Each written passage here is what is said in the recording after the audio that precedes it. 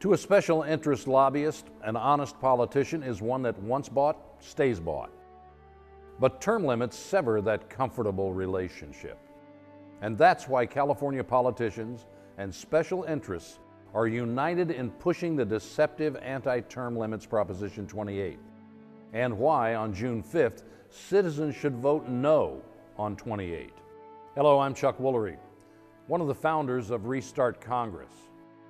To help end the abuse of power in Washington, our group is working toward a constitutional amendment that imposes term limits on all members of Congress.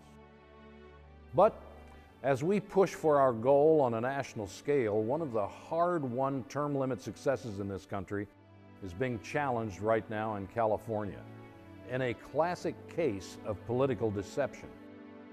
So we want to help stop the lies, and we ask that you'll share this video with any voters that you know in California to protect term limits by voting no on Proposition 28.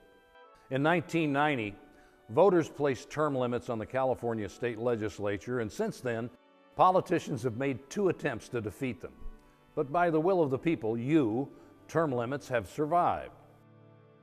Term limits are under assault again on June 5th with Proposition 28. This time, politicians have resorted to a common tactic. If you can't get the people to vote the way you want, deceive them, lie to them.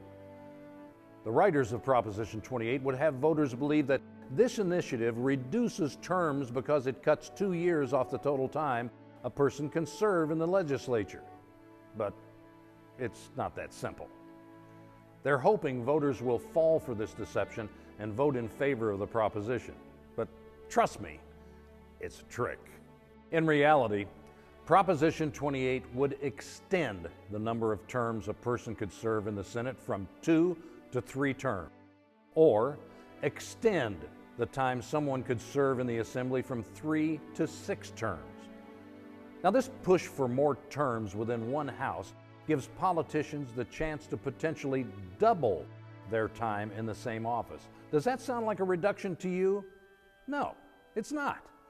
The language of Proposition 28 is designed to mislead you. They're lying to you.